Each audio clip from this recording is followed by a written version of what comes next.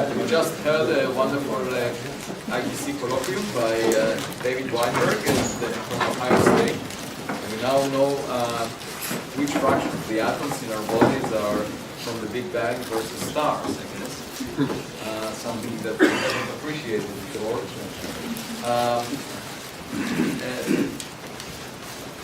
We'll start with our new postdoc, Razieh, who will tell us about the Soliton solution for the central dark masses of globular clusters and implications for the Axiverse.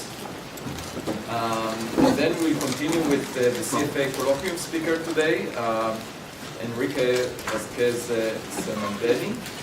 Is he here? Yes. He's visiting us from UNAM. And will tell us why I switched from turbulence to gravity. And I hope that you don't mean in terms of your personal life, but rather scientifically. Well, it's half and half. That's all your problem. And then we'll hear again from David Weinberg, who will give us an update on WFIRST, one of the major missions as we approach the decadal survey. And finally, we'll hear from Hsin-Yu Chen, who is a postdoctoral fellow at the Black Hole Initiative, and she will tell us about how to use gravitational wave sources for precision cosmology. Razieh. Okay. Good afternoon, everybody. It's always a pleasure to talk here. And as Avi said, I'm going to talk about solitonic solution for the central dark mass in globular cluster, and then how it can actually be a support toward the Axiverse. So for those of you that are kind of interested in connecting astrophysics to high energy physics, that talk could be of interest. And this is based on the preprint that with my wonderful collaborators we recently had, Tom Broadhurst and George Smoot, and also Zihong Chang. I hope that I'm right with pronouncing his name. And also a student that was in our group. So let me start with the purpose of the talk. The purpose is actually addressing an outstanding question in astrophysics. And as I said, we are going to see how much we can apply this idea to the Axiverse in string theory. So let me start with the astrophysics part. In the astrophysics part, we are going to offer an outstanding wave solution, which is the Soliton, and I'm going to tell you exactly what do I mean by that, to explain the observed properties of compact dark mass that was actually in some of the globular clusters, and it was inferred to be about 0.1% of their total mass. And then on the high energy part, as I already mentioned to you, we are going to see that, this Soliton, in order to form, as I mentioned, needs some kind of boson mass, which is actually axion mass. We call it axion mass. And then in order for this scenario to work, we are going to infer some mass for this axion mass. And then this is actually going to be, added to the dominant mass, which is required in the wave dark matter picture. And then these two are going to be added together to combine together and would be a supportive idea of the Axiverse. I'm going to tell you more about this as well. So this is the generic picture. On the astrophysics part, we addressed a very outstanding question in the astrophysics, and then we are going to see how much we can apply it in the high energy physics. Let's see how it actually can happen. So let me go to the globular cluster part. So in the globular cluster part is actually, in the previous slide I also mentioned something about the axion mass. That is actually, this is actually a wide range of the axion mass that we already have seen, but maybe I can come back to this later.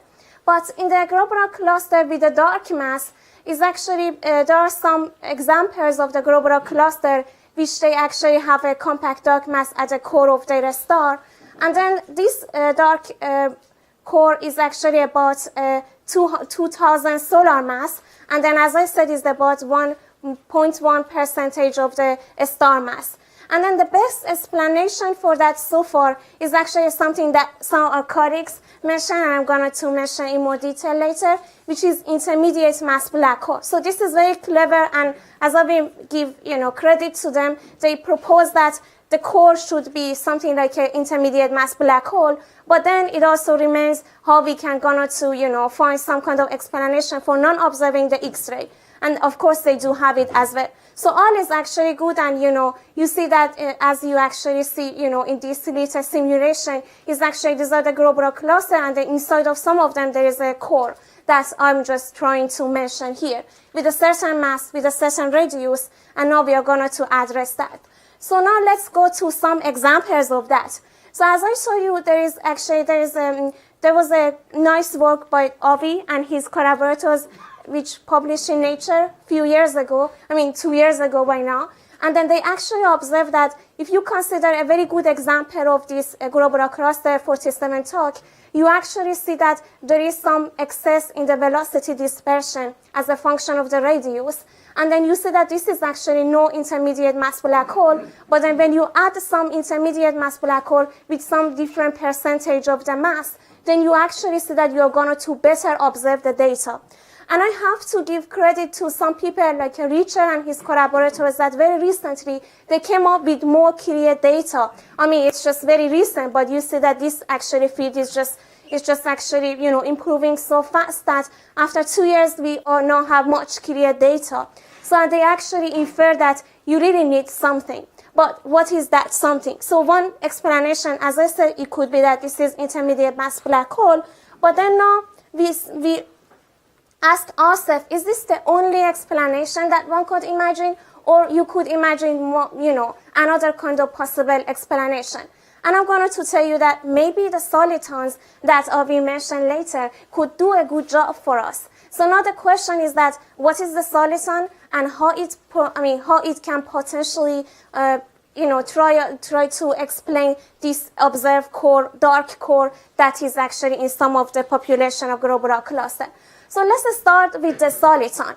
So the soliton, first of all, just to give you a very generic picture, soliton can happen in some particular dark matter models that are like a wave dark matter.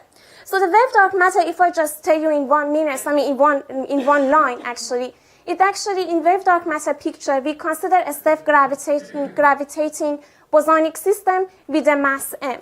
So this mass is just a wave. Because of this mass that you have and because of the quantum, effects that you have, you end up with some interference, and you actually see that in this picture, the collapsed filaments and halos will actually form a large quantum interference network, and then you really see that there is a solitonic core as a quasi-stable configuration on the top of that. So that kind of simulation is just very time-consuming. They had to do this in GPU, and they are actually, so this was worked out by my wonderful collaborators in Nature paper several years ago.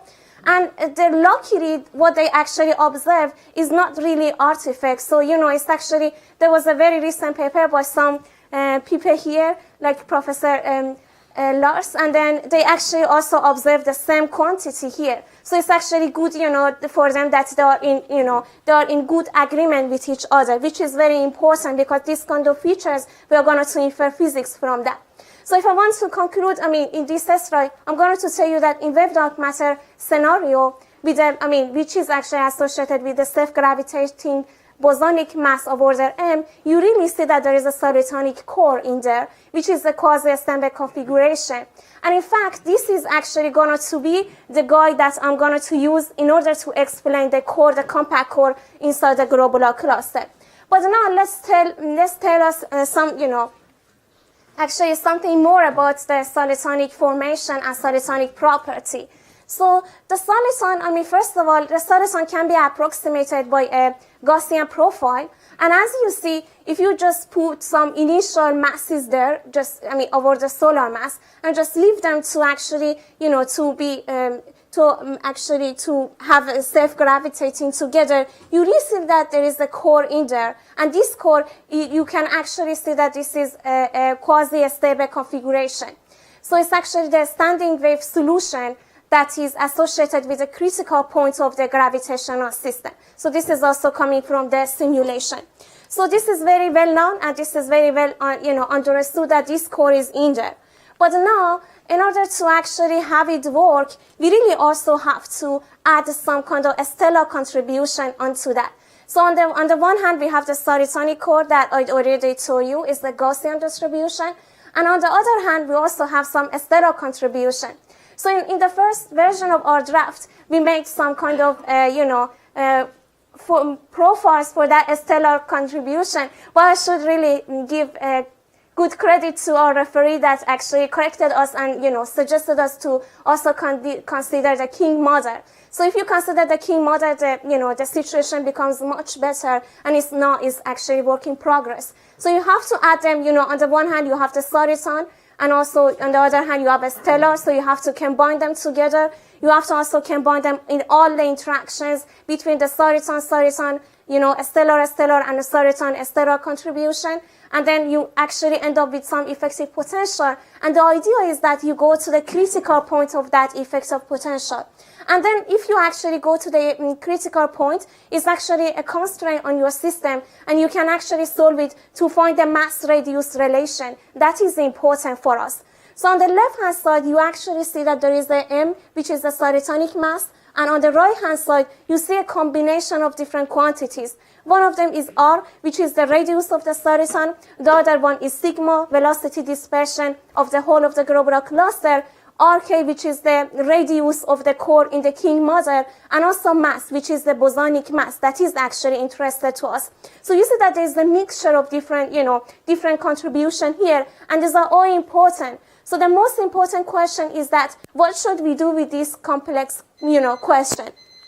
And in order to do so, we actually have to consider different, mass range and radius range, and different examples. So far for our work, we're just trying to actually, figure out in the whole parameter space what is the typical mass values that are associated with the observed mass of order 2000 and the radius of order 0.07 parsec, actually. I mean, this is actually about solar mass, 2000 solar mass, and this is parsec about 0.1 or less than 0.1 parsec. And you actually see that the associated mass is of order 10 to minus 18 electron volts. So this is very important. So this is the bosonic mass that we actually infer. And now, if we actually come back to the generic picture of wave dark matter that I already told you, that we really need some bosonic mass that actually give us the dominant dark matter, that was about 10 to minus 22. So adding them together, you really see that there is a combination of different mass, that you actually need for your system to work. And then we are going to, say that maybe this could be a hint toward the string theory Axiverse. In the string theory Axiverse, just again, we really see that there is a population of different masses. And for those of us that are interested in this kind of, axioms, you can actually use different mass to explain different phenomena in astrophysics and high energy physics. So now we see that from the astrophysics part itself, you can have two different mass simultaneously in order for them to explain the globular cluster. So this is actually the summary of the future direction. So as I already told you, in the wave dark matter picture, we really need two of axion mass. One responsible for the whole of globular cluster, and another one actually to explain the core. And then adding them together will be a support for the string theory Axiverse. So it remains us to consider the recent data, as I told you, by Richard Guy and his collaborators, to see, when we actually apply it to different population of globular cluster, what would be the desired axion mass. So that's actually pretty much work in progress, and I hope that very soon we have some results. So this brings me to the end of my talk. Thank you so much for your attention.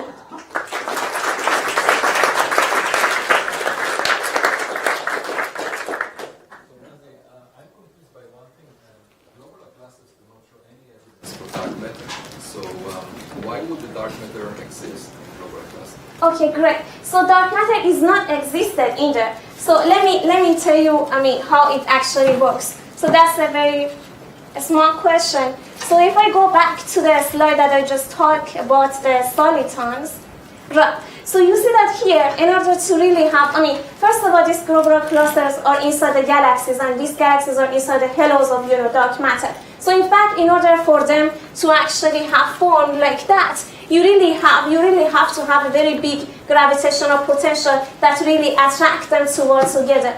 However, for the reason that you just mentioned, and we don't have it, and and the reason that we don't have it is that the Jeans scale associated with that, dominant dark matter is about kiloparsec. So it's just much, much, much above the typical size of this globular cluster. And that's exactly the point. So we are saying that the dominant dark matter is not going to work at all because you cannot really see that, the typical size of the globular cluster is about the 10 parsec. And the core is even worse, is about 0.0, something parsec, right? 10 to minus 2 parsec. So in order for this scenario to work, you can say that according to a string theory, you have a population of different axion masses. So one is the responsible for the generic picture of the Soliton that we are interested in the wave dark matter picture, and the other ones that are actually much higher mass by 4 orders of magnitude. They can be correspond to Jeans scale that is actually about 4 orders of magnitude smaller than that because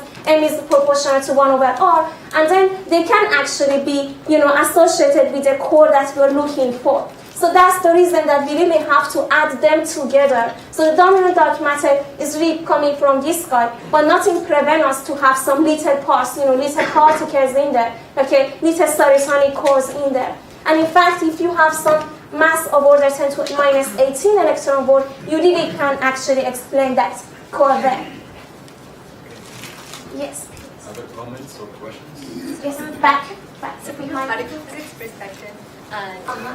So you said you expect to have a range of axionic masses? Absolutely. So there's these 4 orders of magnitude, 3 to the minus 18 and minus 22. Do you expect to Right. Let me go back to something that I actually avoided showing you because I felt like that I may be out of time. All right, where is that? Okay, yeah, here.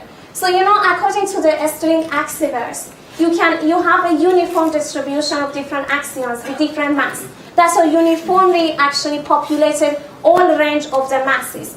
So you see that it can go from 10 to minus 33. That is associated with the dynamical dark energy that you can actually imagine, and it could go to just very high massive, which is the 10 to 8 and 8ish or even higher. So now we are interested in this part, which is 10 to minus 18 electron volts. Okay, so nothing prevents us to have this, right?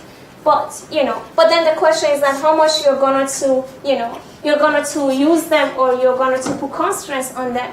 And that's the reason that you're going to write this paper.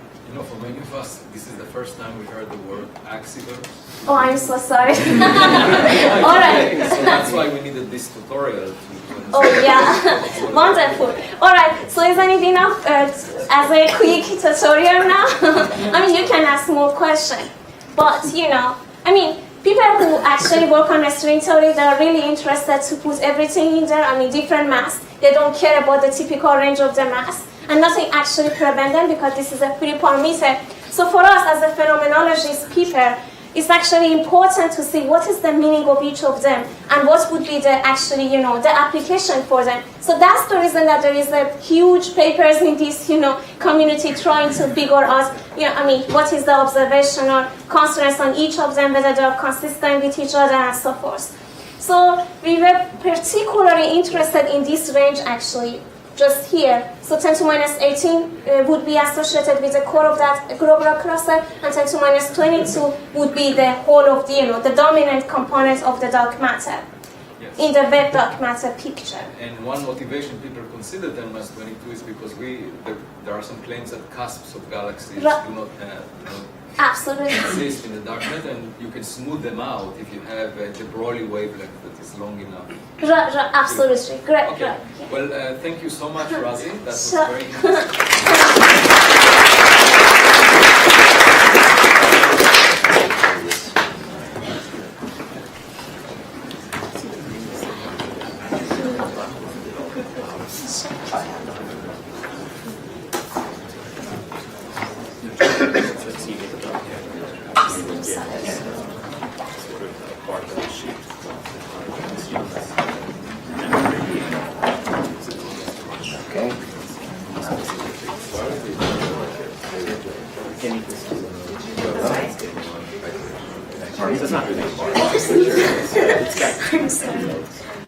There's always something to forget. Thank you. Yeah. Here. Thank you.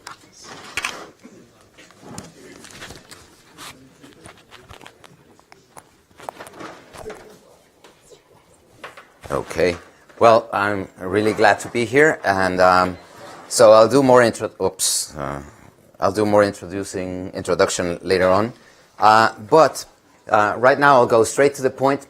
And why did I decide to give this rather personal title to this talk? Is because I often get asked by my colleagues as to what made me take this jump.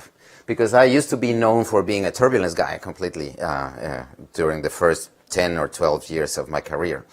And I had to thank many conversations with Lee Hardman, my former student and now colleague Javier Ballesteros Paredes and Mordecai McLeod, that helped me in developing the idea that gravity might actually be the dominant mechanism behind what we observe in molecular clouds. This is related to molecular clouds, by the way. And so I guess one of the starting points is that since the 1970s, the paradigm for molecular clouds has been that they are in approximate virial equilibrium between their non-thermal motions and their self-gravity. I'll get to that in my talk today, later in the colloquium.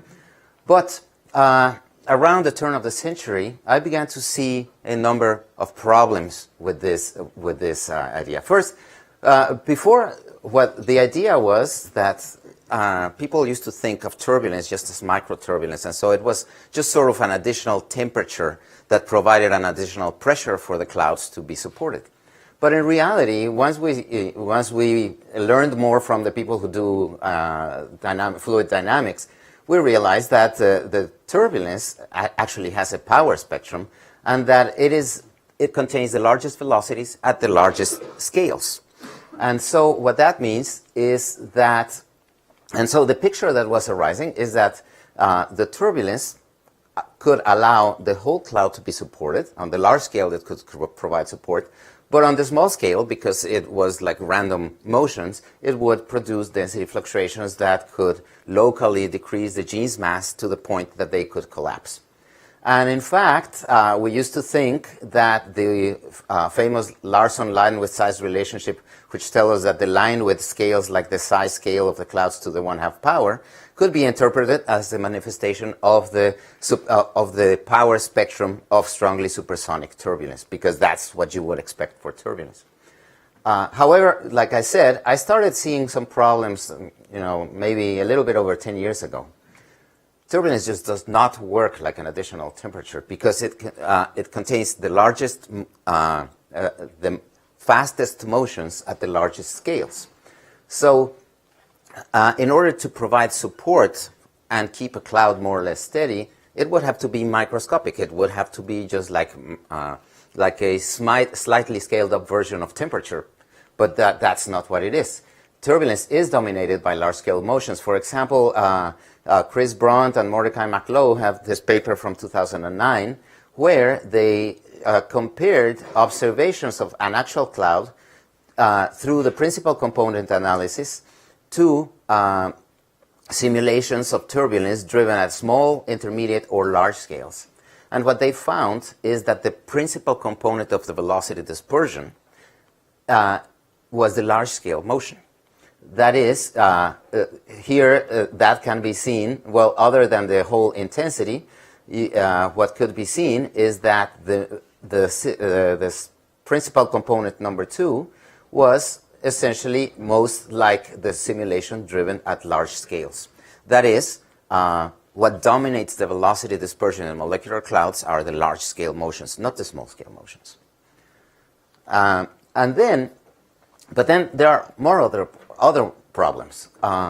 So how in the world does turbulence know what amplitude it has to have in order to provide balance against gravity at each scale in molecular clouds? That is observed, for example, in a diagram like this that was popularized by Eric Kito. Well, it was and Phil Myers from here, and more recently by Mark Heyer in Massachusetts. That's the velocity dispersion of observed velocity dispersion divided by size to the 1/2 power of clouds versus the column density. And this is from this is an adapted version of a paper that we published in 2011.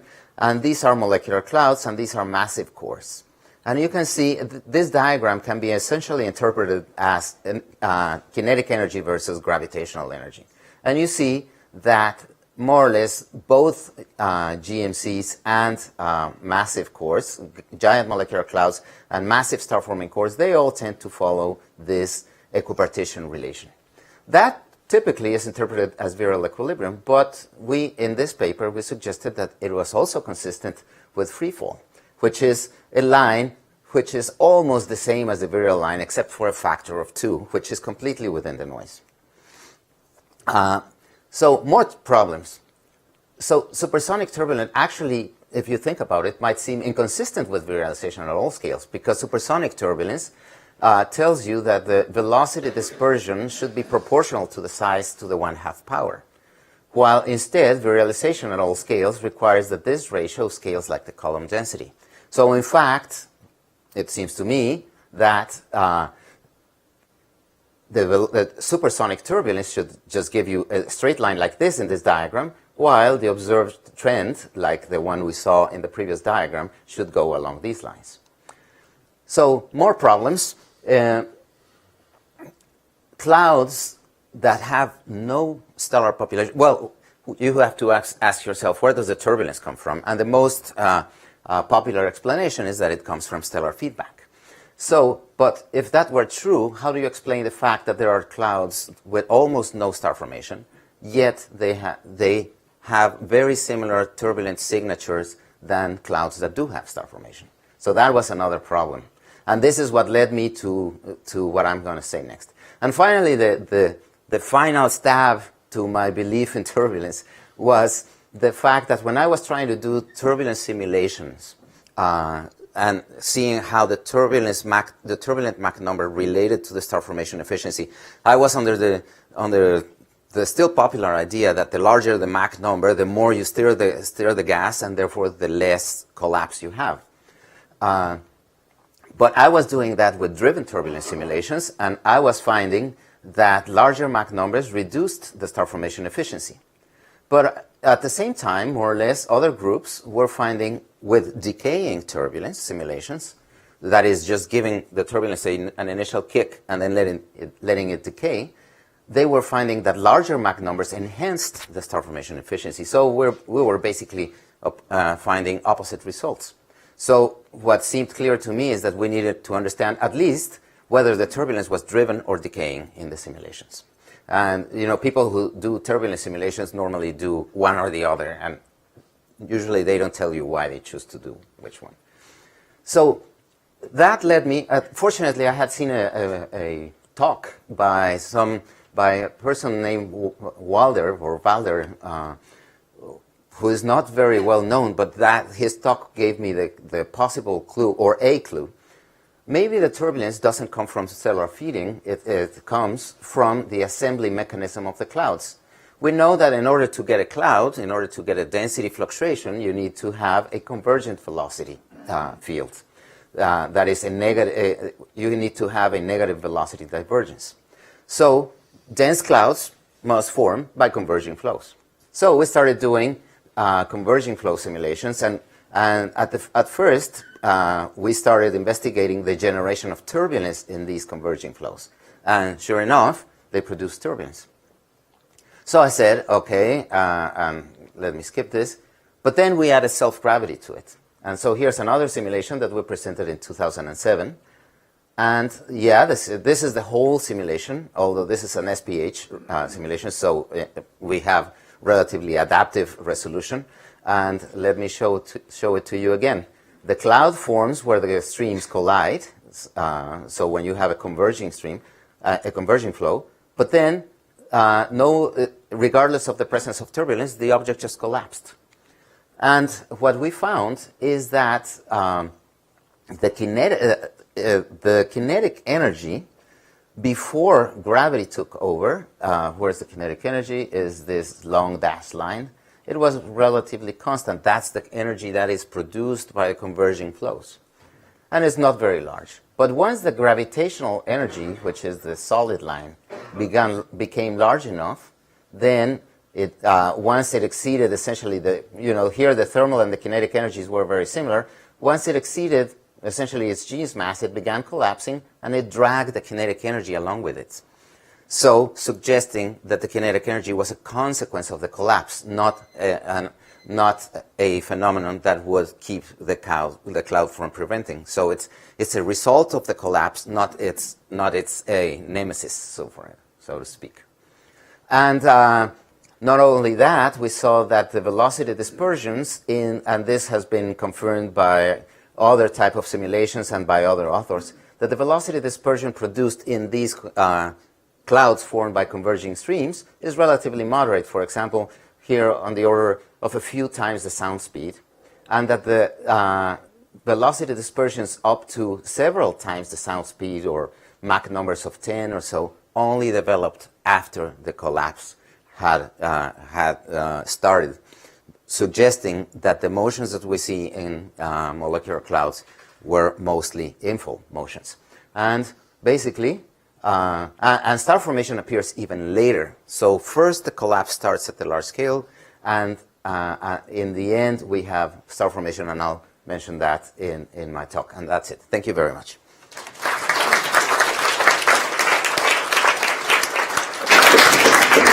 Enrique, of course, in galaxies, molecular clouds form inside the disk, and yes, there is some shear across the scale from where the material is ascending. So that shear introduces additional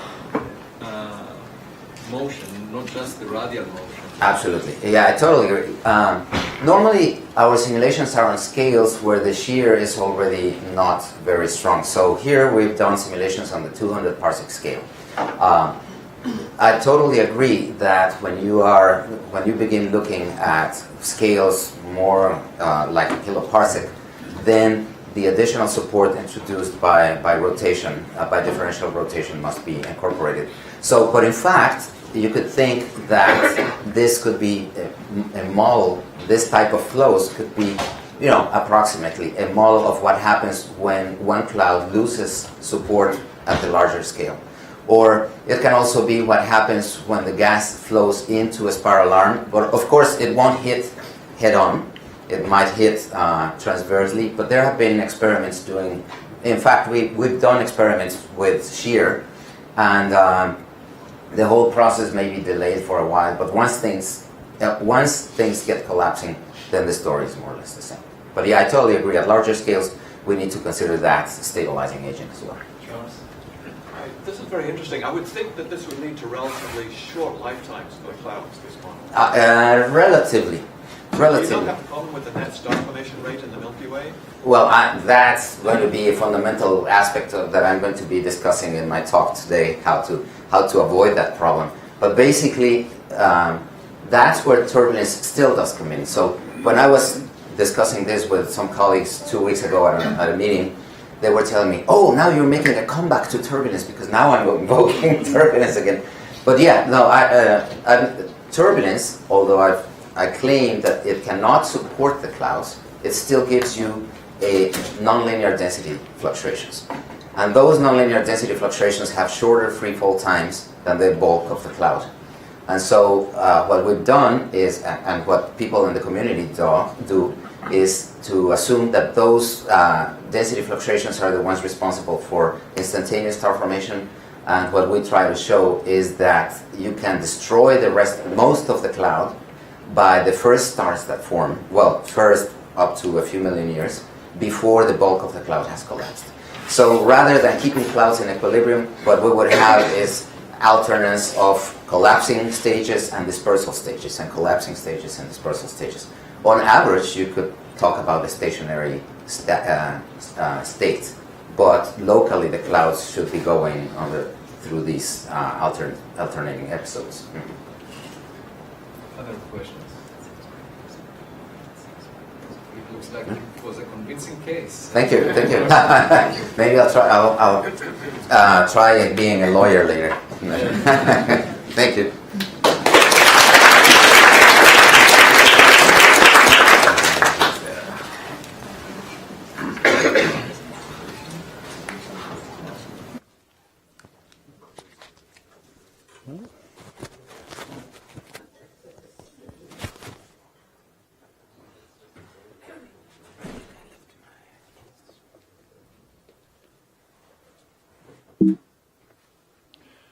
Okay. Well, thanks. I've been having a very fun visit, and the oops, go back.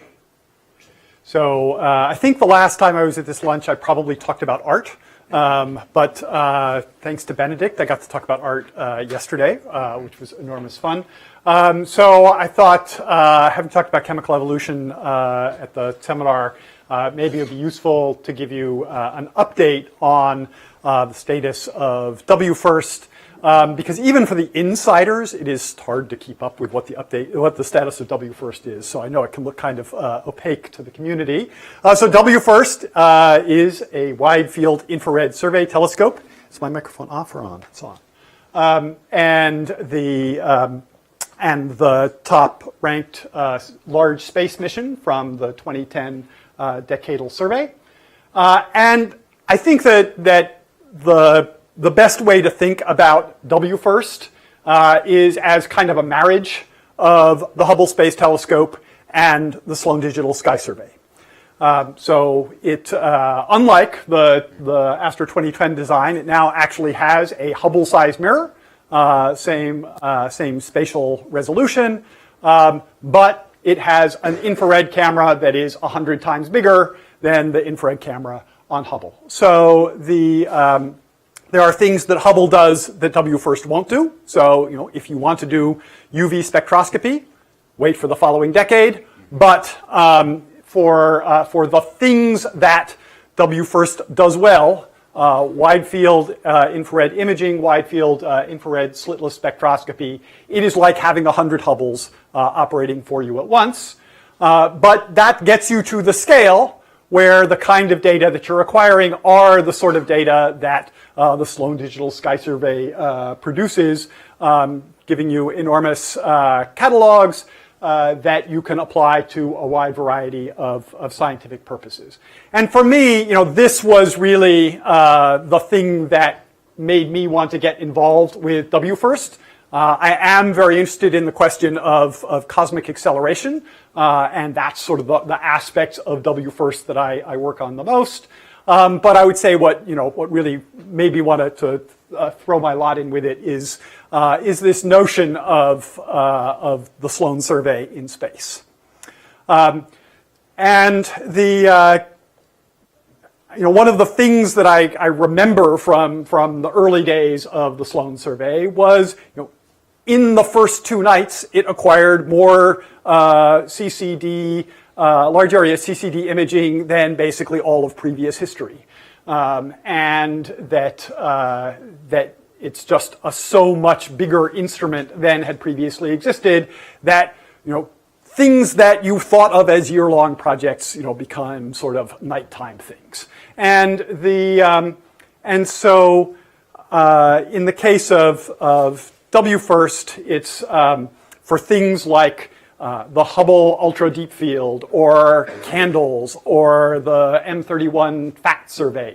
These are the kinds of things that are major hundreds, thousands orbits programs in Hubble, and just because of the field of view, if it's something that fits within WFIRST, then in some cases, there are things that can be done as a few kilosecond guest observer program.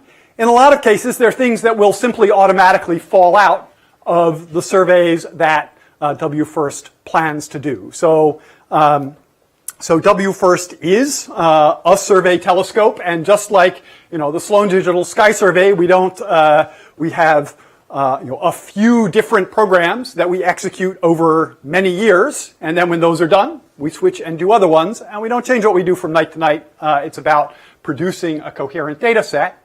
That's also how most of the time, but not all of the time, on WFIRST will be used. So the science drivers identified by the decadal survey were understanding cosmic acceleration, understanding the demographics of exoplanets, particularly through microlensing. And if you compare, the sort of light and dark yellow are basically the regions probed by Kepler and TESS, and get you out to about the orbit of the Earth around other stars. And the place where WFIRST microlensing is sensitive is basically all of the things from the Earth orbit outwards. So you combine the two. In each case, Kepler found a few thousand planets. WFIRST is expected to find a few thousand planets, but they really fill out the space from things very close to the star all the way out to free-floating planets that have been ejected from their solar system. But then also all the other science that you would want to do with wide-field infrared surveys, stellar populations, nearby galaxies, the galactic plane, and so forth. Some of that comes directly out of the surveys being done for dark energy, and others will come from more targeted programs. And then the thing that's new to WFIRST relative to Astro 2010 is the addition of a coronagraph. That's something that became attractive once it was a 2.4 meter telescope instead of a 1.3 meter telescope. This was identified as a major priority for technology development in Astro 2010. But what they didn't anticipate was actually flying something in space. So that is the added piece to WFIRST, and that has its great features and it has its complications. But that's the big changes relative to what was conceived in 2010 are, first of all, getting a mirror that was 2.4 meters, designed for another purpose. There's the mirror. There were many years in which we were not allowed to see pictures of the mirror, but we were told they existed. But now we get photos of them at least. And then the addition of the coronagraph and the camera. I say it's about 100 times the field of view of Hubble's, but with Hubble quality imaging, so about 0.1 arc seconds per pixel, and the area is a quarter of a square degree. So this is using 4K by 4K, a new generation of infrared detectors, and there's been technology development for those, but those are really now in pretty good shape. I think the contract for building this focal plane has now been let out, so that's starting to be constructed. And then there's been lots of technology development on the coronagraphy side. So in terms of status, the stages of NASA, and my allusion to the stages of grief is not entirely unintentional. So I've learned lots of things about how NASA missions work and the different phases. We spent a long time in pre-phase A, where you're sort of getting things ready. Phase A itself went relatively quickly. Right now, the status of WFIRST is it is in phase B. And phase B means continuing the design. Actually, because we had so long waiting for funding, the design is relatively advanced for phase B. There's parts of the technology that are already being built, but this is where we are in the program. I will say, if you look this up on the NASA website, they don't actually have the exclamation point next to launch, but I thought that was important. That's where we're hoping to get. And then phase E, operations and sustainment. What a word. That is, of course, where we hope to get. So the history is that the WFIRST became kind of officially started national project, entering phase A, I guess about 2 years ago.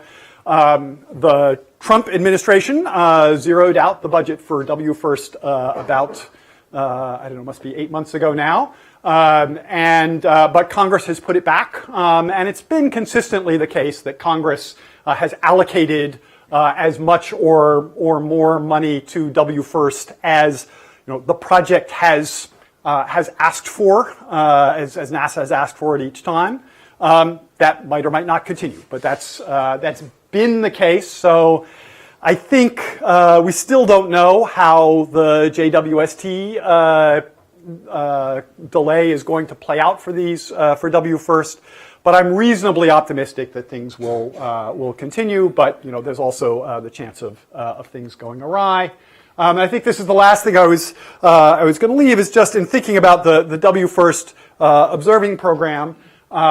as I say, there are these surveys. The current plan is the high latitude survey. It will cover about 2,000 square degrees plus deeper surveys that will be used for supernovae. And that there'll be the survey of the galactic bulge for searching for exoplanets with microlensing.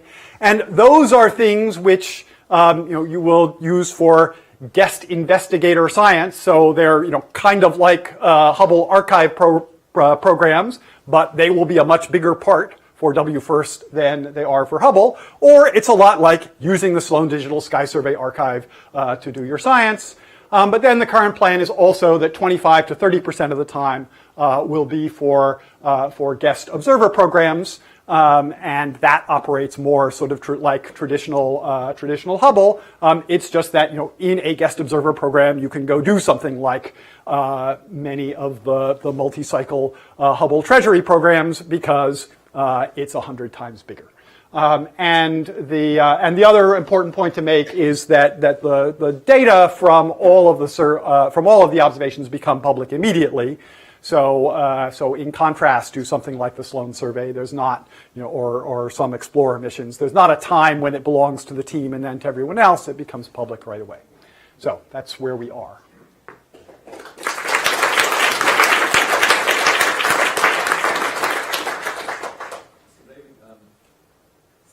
First was a very high priority item in the previous decadal survey trend.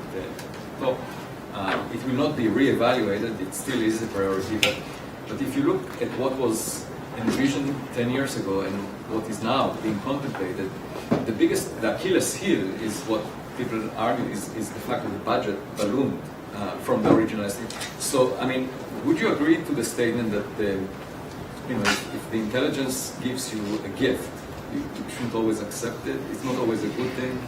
So so there's some of that, but I paid quite a lot of attention to one of the conclusions I've reached, from being on WFIRST and being on the mid-decadal review, is that Astro 2020 should not quote costs in $2020. Okay? Because the number people remember, perfectly reasonably, is Astro 2010, $1.6 billion. They said then, and also there'll be a guest observer program, which we're not including in the budget, but that would add, that would make it 1.7. Now, if you just take inflation from 2010 to 2022, then which is when the sort of peak spending is, that's already a factor of 1.5. So that gets you up to 2.4 billion or something. The biggest increment is the addition of the coronagraph, so that's a real addition. And I think that the original hope was that with the mirror, the additional cost of accommodating the mirror would be offset by the fact of having the mirror. And I think that didn't work out. I think probably it costs $200 million more than it would have, but if it had been built from the beginning with the 1.3. But that's not the main thing driving the cost. The biggest thing is inflation, and the other big thing is the coronagraph. And basically, missions cost a long time if it takes a long time to build them because you are just paying people for longer.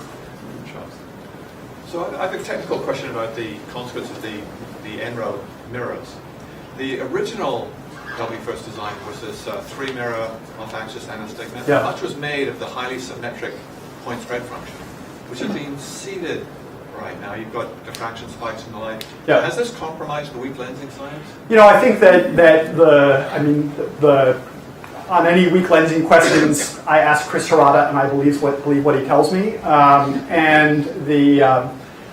I think it does not appear to be a significant impact for the weak lensing. I mean, it gives you more constraints on how stable everything needs to be. But I would say, if you had the choice, you would design an unobstructed mirror, but it doesn't actually seem to be a severe problem for that. The people who have the most trouble with the on-axis mirror are the coronagraph, because it is a very complicated, it does produce something very complicated for the coronography. But that per se doesn't seem to be a big issue for the weak lensing, even though it's not the thing you would design if you had the choice. There's another question. There's one here. Here. Oh, What's the more detailed thinking about why you have so much smaller of a guest observer program, relatively speaking, than Hubble? So I would say, it is similar to the reason that the Sloan Digital Sky Survey does, not accept, it doesn't, change what it does from night to night based on what people want to do that time. It is a survey telescope, and actually the best way, for the most part, the best way to use it is doing something coherent that produces data that you can apply to lots of different things.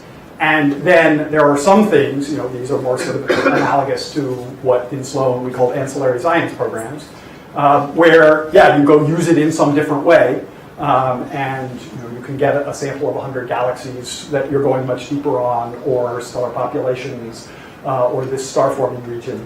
But I think it's just that it is the kind of instrument that is really designed to do surveys, and that's the most powerful way to use it. And of course, all of us hope that you will discover something unexpected, completely new things. Yes. Thank you very much.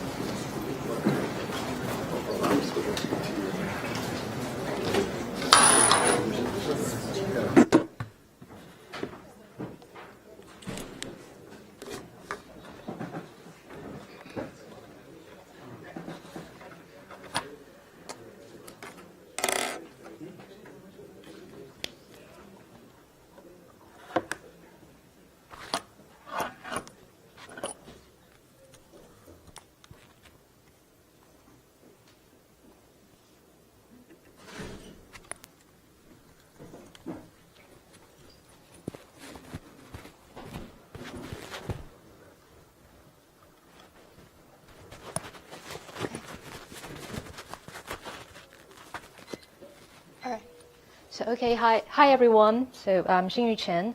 So today I'm going to talk about how we use this gravitational wave to measure Hubble constants.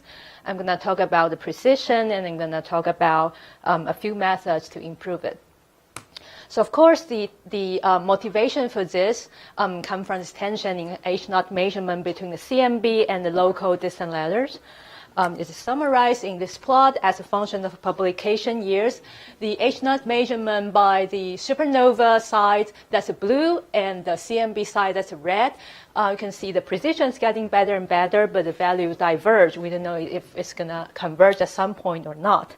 That induced a lot of discussions, even an article on New York Times. So it would be good for us to have an independent way to measure the H0, and that's where the gravitational wave could possibly play a role. So just one slide that, explaining how it works. It's actually very simple to explain. So just from standard cosmology, we can relate the luminosity distance to the redshift of the same source through that relation that's described by these cosmological parameters. So if we get a gravitational wave detection from a certain source, we will be able to determine the luminosity distance from the amplitude of the gravitational wave signal. And if we also capture the electromagnetic counterpart, or we somehow determine the host of the system, then we will be able to measure the redshift. So now we have the measurement from both sides. We will be able to constrain all these set of cosmological parameters. And especially because the source we are talking about, detectable by LIGO, it is relatively local. So as it turns out, the zeroth order terms there, the H0 will be best determined through this method. So this method was very first realized by GW 170817. Here I'm just showing an image of the kilonova discovery by dark energy cameras, and that little dot there, that is the kilonova, and now we're GW 170817. So from LIGO side, we determined the distance to the source is about 40 megaparsec. redshift to this host galaxy in terms of velocity becomes about 3,000 kilometers per second. So when we combine them, we get this H0 measurement. So this is H0 measurement, probability distribution of the H0 measurement we obtain. As you can see, the uncertainty is very wide. That is about 15% uncertainty. But you can also imagine as we accumulate more and more detections, then the uncertainty is going to get better. And that's what we explore in this paper. So in this paper, we look at several future ground-based gravitational wave detectors configuration. For example, we consider, say, 3 detector, LIGO, Hanford side, Livingston side, and Virgo. And there are several future possible sensitivity. So that's what's plotted in the x-axis. So as going this direction is going to the futures, and also I wrote down the projected years, so possibly for all these different stages to happen. So in this plot, the top panel is telling you how many number of detection of binary neutron star merger detection in all these different stages, accumulated number. So as you can see in the first data point there, that's telling us in the third observing round, the 03, so that's going to happen next year. After we operate for 1 year, we expect about a handful of detections. But as we improve the sensitivity to our design sensitivity, then we expect few tens of detection in a year. So that will go up to, let's say, 100 detection at the end of this second generation ground-based gravitational wave detectors. So suppose we capture all the electromagnetic counterpart from these binary neutron star mergers. We will measure the redshift, and then we conduct this H0 measurement. The bottom panel is telling you how this H0 uncertainty is going to improve. So for example, again, for next year, our third observing round, we expect to push this H0 precision to below 10%. And in 5 years, that precision is going to push down to about 2%. So when you reach 2%, that is about the precision you could possibly resolve the tension we just mentioned at the beginning, which that tension is actually just like around few percent. Okay, so how can we do better? So to answer this question, you have to understand what is the major contribution to the H0 uncertainty measurement in this method. And as it turns out, it came from the gravitational wave side. So it is like this. So what we are talking about here is a binary merger. So let's say this is a binary merger rotation plane. And the gravitational wave signal emit from this rotational plane is going to be strongest along the rotational axis. So if you view it in the face-on direction, you will capture the maximum of the gravitational wave signal. So when we detect a signal in our detector with certain amplitude, there's no way we can tell whether the binary itself is a face-on further away or it is edge-on but close by. And that's what gives us this distant inclination degeneracy. Without further constraint on the inclination, we do have this constraint on how well we can measure the distance. So there are several ways to resolve this degeneracy. This is first way. So we can try to use the information from electromagnetic wave observation. Say we capture the EM counterpart. Some people have already tried to interpret the EM emission connected to, say, a GRB emission model and to constrain the viewing angle of the binary mergers. That's already been done for GW17, OS17. Here I'm just showing more like a systematic study of all these possibilities. So we just look at the binary mergers, binary neutron star merger, many of them. We ask how well can we measure the distant uncertainty. So that's what's plotted here is accumulated distribution of the fractional distant uncertainty. Without any further EM information or any other constraint, what you get is this blue curve. The median lies around 15%. And by the way, 15% in distant uncertainty, that you can directly view it as the uncertainty you're going to obtain for H0, because the distance actually contribute most to your H0 measurement. So that is equivalent to say that's a 15% uncertainty in H0. So now, if you do have precise measurement of the binary viewing angle, then we push it to the orange. That is, the median is around 5%. So as you can see, that's a factor of 3 improvement. So when you accumulate many detection, those H0 uncertainty actually goes down as root n and as number of detections. So a factor of 3 improvement for individual event implies you will need a factor of 9 less events to reach exactly the same H0 precision. So that's a lot of improvement. And of course, if you do have some uncertainty in the viewing angle constraint, then we also explore that possibility in all this green curve. So that's one way. Another way is we gonna improve our gravitational wave waveform templates. So right now, our template only consider the dominant mode, that's the 2-2 modes.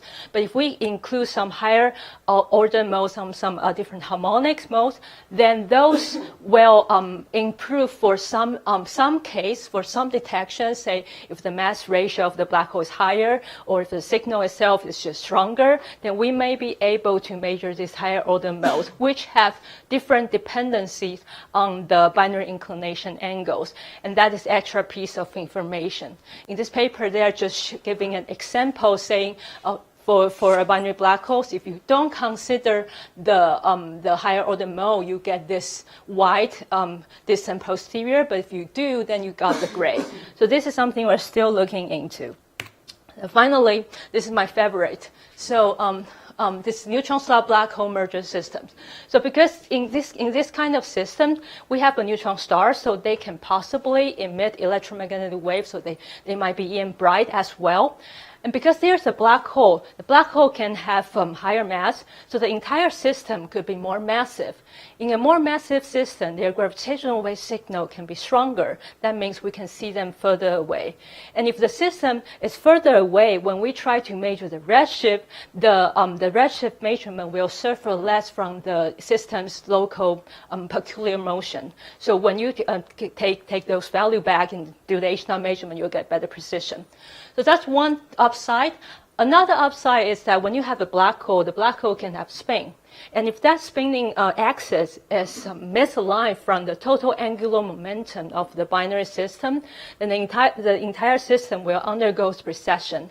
And that precession will also it will allow you to see different harmonic of the system as well, and that will also have different dependency on the binary viewing angles, so different waveform basically. And that will also give you extra constraint on the inclination. And here we are just showing, we explored several different binary viewing angles. We ask if we do have precession, what is this uncertainty you're going to obtain? And let me rephrase. This an uncertainty. If you don't have precession, then the solid curve is what you obtain. But if you do have precession, then what you get is this dot and the dashed line. So you can see the big difference for this for the precession system.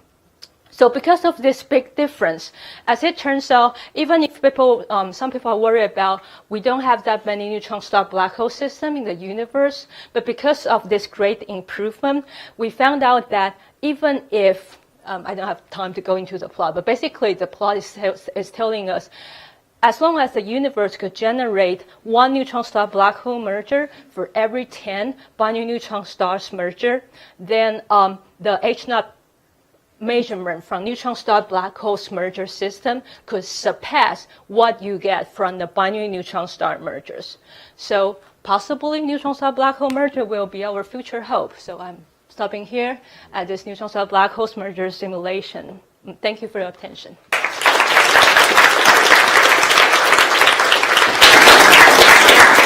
There are a few questions, but just before, you obviously one systematic effect is peculiar velocities, because at 3,000 kilometers per second, the peculiar velocity can be 10% of the speed that we measure of the galaxy.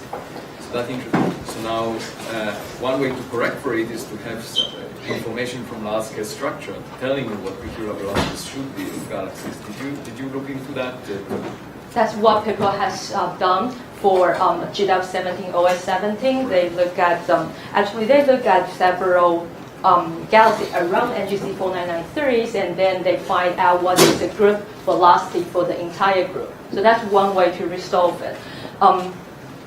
There are plans for people to really look into the entire, to have like a survey, whole sky survey, or maybe part of sky survey to figure out all this local velocity flow, etc. So that's another solution. But I have to mention that for this, we look into the effect of the peculiar velocity, and as it turns out, it actually only affects for sources, say below about 100 megaparsec. If it's go beyond, which we will have some sources go beyond, then they won't suffer that much. Yeah, this is very hopeful indeed, but I wanted to come back to this idea of resolving the tension, because essentially this is still a local measurement of the Hubble constant. Right? So my personal gut feeling is that the supernova people have done good due diligence. You might come out with a measurement very close to the supernova, the local value, still different from the CMB, and the question is, what have we learned then? Well, it may be that they are wrong. Yeah, maybe if they're wrong, then of course that's very... That's what this will test. Right, but I'm just saying, if it's the same value, right, we're still left with the sort of knowledge. I'm sure that it's not systematic. That the supernova measurement is not suffering. No, look, I agree it's important. I'm just saying, right, there's this potential that it could not resolve anything, but just tell us the tension is real. So, yeah, I guess I'm not going to share my personal perspective on the tension or what we're going to get, but we're just trying to be agnostic here. Yeah. So my worry with this has always been related to the distance inclination uncertainty, and that if you get an electromagnetic counterpart for every binary neutron star merger, then you're fine. But if you get them for some fraction, then presumably that fraction depends on which ones you get, depends on orientation, and then how do you avoid picking up some 1 or 2% bias from which things actually show up as electromagnetic counterparts. Exactly. So that's something I'm actually looking into right now. I've been thinking about maybe there will be a dependence on the inclination. As you see, maybe we see more phase on kilonova than edge-on.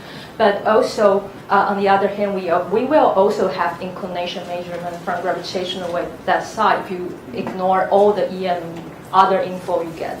And presumably, we will also see some bias from that population as well. We just look at all the inclination measurement for each event you have and look at if you do see a bias. If you do, then that already resolved that bias. But it's true that we don't know. And we also need better EM model as well. Yes, go ahead then. Yeah, so to the black hole neutron star picture, you only disrupt the neutron star right when you have a relatively small black hole, less than 10 solar masses or something like that. So when you say 1 in 10 was the number you said at the end, is that taking into account that you'll have an electromagnetic counterpart, or what do you think about the possibility of systems with larger black holes? So that ratio I'm giving is actually a rough number. It does depend on the mass of the black holes, and also actually depends on the spin of the black hole. The spin of the black hole is higher, then the improvement in resolving the inclination will be better. So that will give us, sometimes you can push it up to say 1 to 50, 1 to 50 instead of 1 to 10. So yes, it depends. 1 to 10 is just a rough number. In the more distant future, with the future generations of detectors, gravitational wave detectors, are you hopeful that you would go beyond the Hubble constant, which is a local quantity, to, for example, measure dark energy as a function? We really hope that, but what I have better hope on the gravitational wave side. I would like us to also have the EM facility that would be able to capture EM counterpart that far away as well. Well, with that hopeful note, thank you all for coming.